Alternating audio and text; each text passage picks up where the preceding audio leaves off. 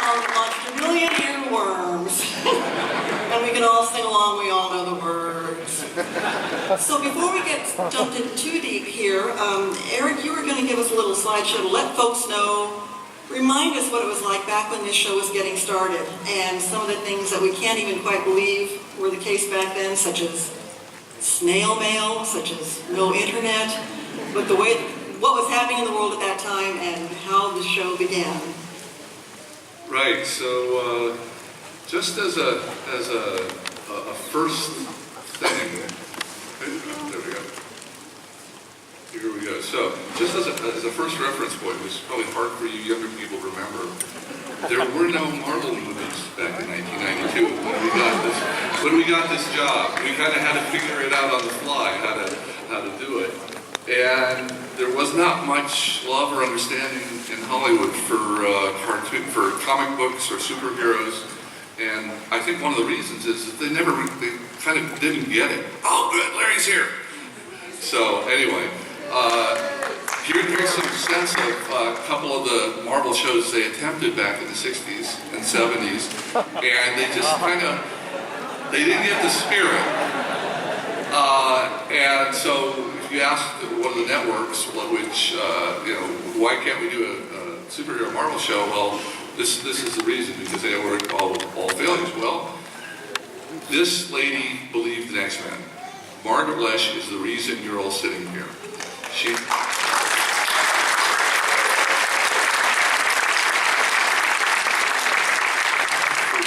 or 7 years she worked at Marvel Productions, and she tried to get X-Men on the air, and the networks, the 3 big networks, which all there was back then, ABC, CBS, and NBC, just said, "Oh no, that's just for a bunch of comic book geeks. There's not very many of them, and it had never worked. There's not enough audience. It's thought bubbles. Comic books don't work." So for 6 years she tried. She couldn't get it on, and then she got hired to run a kids network.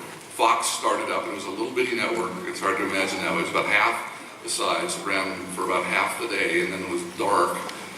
But she got there and she said, "Now I'm doing X-Men." And even then, her boss said, "Look, I don't get it. What are these adult stories you're trying to tell? Our advertisers are going to hate this. The kids aren't going to watch this." And she says, "Look, I'll put my job on the line. If this doesn't work, I'll walk away." He said, "Okay, look, I hired you because I trust you," and he let her do it. She hired as a right-hand man Sidney Iwanter, who was like a grown-up 9-year-old boy. And this one guy supervised X-Men, Batman, The Tick, Spider-Man, Beetlejuice. He gave every note to every showrunner. He was our boss. He was our hands-on guy. I think there may have been a Batman series he was doing too at the same time. Batman too. I always forget that. But he really believed that kids liked challenging stories. They didn't need to be talked down to, that we could make this as challenging as we wanted. It was all great, because we'd all worked in the business for 10 years, and 9 out of 10 times we weren't allowed to push the envelope. We weren't allowed to tell the stories we wanted to tell. And this guy's saying, "No, more. And that's the reason. It's not that, we writers are incapable on other shows to do the work. It's that these bosses asked us to and let us do it. And again, kudos to them for letting us do it. Real quick.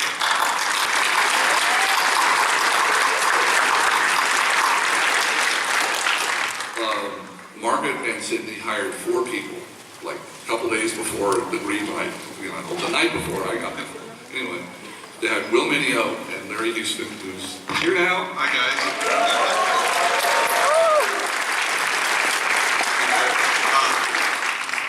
Yes, because she loved them and trusted them, and she'd worked with them, and she knew that they were huge Marvel geeks, and that they cared deeply about the X-Men and wanting to do the X-Men right. So they had that on that side. On the writing side, they hired me and Mark. Mark Eden's a buddy of mine from college. We'd written together for about 15 years. And when we were hired that night before the green light meeting of the show, we couldn't have told you who 2 X-Men were. And luckily, we read real fast, and Larry sat down with me for a couple days and filled me in on everything. And luckily, both of us came from a background of just loving telling heroic stories. So that's what we brought. They brought the incredible knowledge of the world of X-Men, and we brought the determination that if we get this one chance to do a more sophisticated show, we are just going to push it as far as we can. So, okay, a couple more here. Well, for 8 months we worked on it, and all that time, lots of people in Hollywood said, "We've done it down. Where are the gags? Where's the pets? Why? Nobody's going to watch this." The advertisers were revolting. They didn't like what they were reading in our scripts. But luckily, the day it premiered, I mean, it almost immediately went to #1 in the country, and you guys saved it because you watched it and you liked it.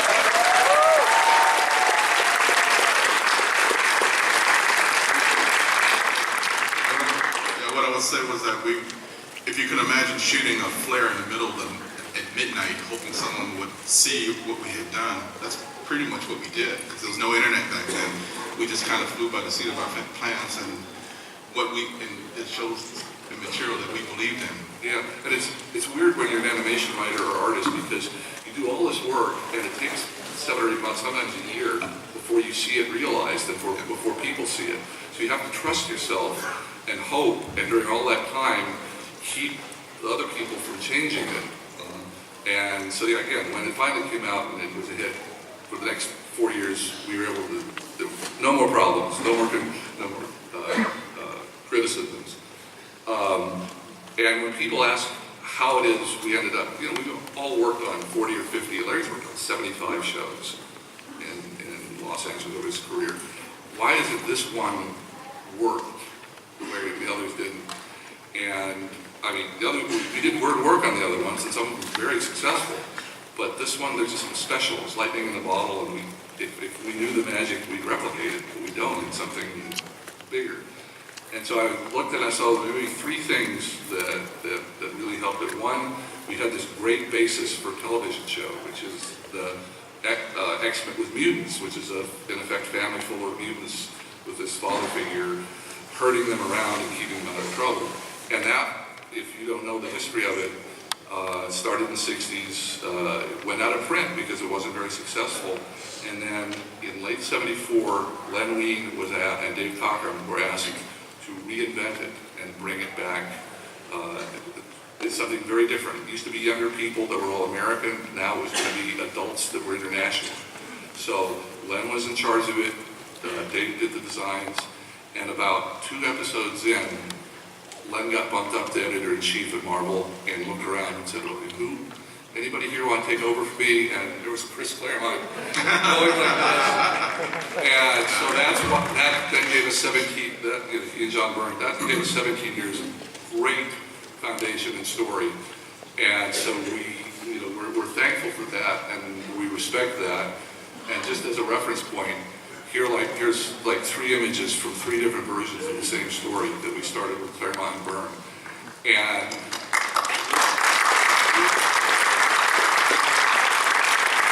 as Julia mentioned, in our version, which as you can see on the storyboard, we hadn't even named Days of Future Past yet. We called it Future Tense until we were sure we were going to do it justice. She did the first half, Bob the second half. They wrote it together. And so you could thank, if you like that episode, you could thank them for that.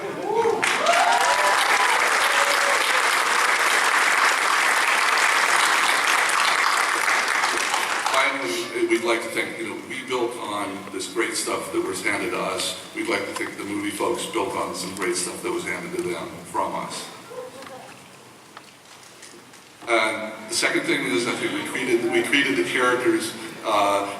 We certainly got some giggles from the 8 and 9-year-olds who weren't quite sure what was going on.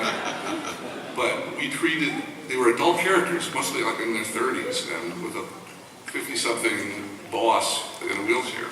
We treated these people as real people who had real adult lives and real adult emotions. And I think that's a difference between some shows that work and don't. If you do that, you're way ahead because people connect with it. And even better, Larry, against the the rules. Yeah. Because Marvel was very restrictive about who you could show anywhere back then. He snuck like 200 Marvel characters.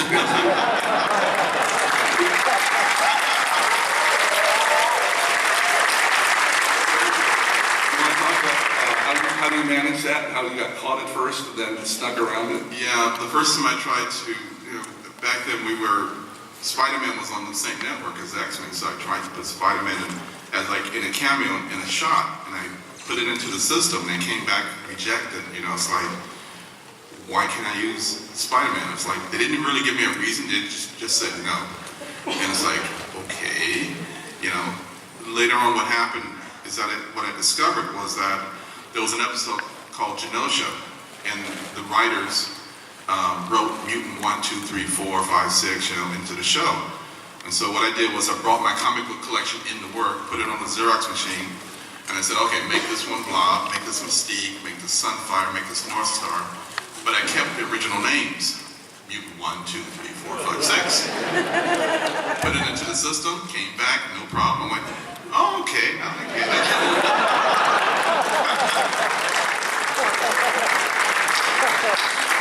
And so from that point forward, all of these characters, I think Doctor Strange was mutant, magic mutant. Thor was a Norse mutant. Watcher was a alien mutant. Wasn't there a mutant in Africa at one point? Oh yeah, that's right. When it was in the Sanctuary Part 1 and 2, Magneto went to Africa, so I created this African mutant number 3, which was the Black Panther. You notice the first appearance of Deadpool there. That was in the Charles Xavier hallucination. This character was attacking him. Yeah, with having a character that can change shape, it was great. And it was like, oh, let's put Deadpool in there. It's kind of cool. Put him in there, and I think Nick Fury showed up scooping ice cream at one point. yes. Howard Right, the Duck is on our T-shirt. Yes. Yeah, I got a chance to sneak a lot of Marvel mythology into the show, just kind of like not the key being don't call it what it really is.